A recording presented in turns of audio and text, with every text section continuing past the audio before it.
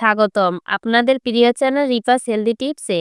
আজকের আলোচনার বিষয় বাদামে কি কি পুষ্টিগুণ আছে এবং শিশুদের বাদাম খাওয়ানো উচিত কিনা।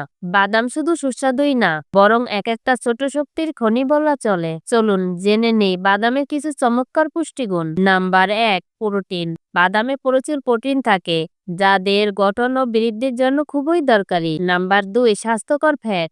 বাদামে আছে ওমেগা 3 ও মনোআনস্যাচুরেট ফ্যাট, যা হৃদয় এবং মস্তিষ্কের জন্য উপকারী।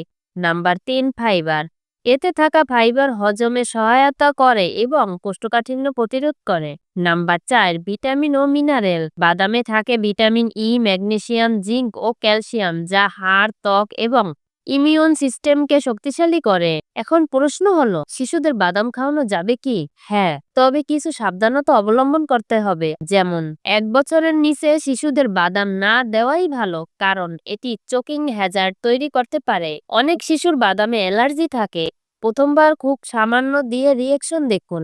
যদি কোনো র্যাশ বা শ্বাসকষ্ট দেখা যায়, সঙ্গে সঙ্গে ডাক্তারের পরামর্শ নিন। বাদাম গুঁড়া করে অথবা পেস্ট করে খাবারের সাথে মিশিয়ে দিতে পারেন, যেমন দুধ, সেমাই বা পায়েসের সাথে।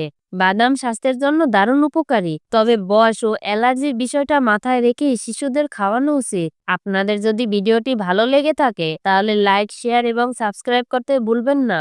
কমেন্ট করে জানাবেন আপনি আপনার শিশুকে কিভাবে বাদাম খাওয়ান। নতুন আরেকটি স্বাস্থ্য টিপস নিয়ে ফিরবো খুব শীঘ্রই। ততদিন পর্যন্ত ভালো থাকুন, সুস্থ থাকুন। ধন্যবাদ সবাইকে।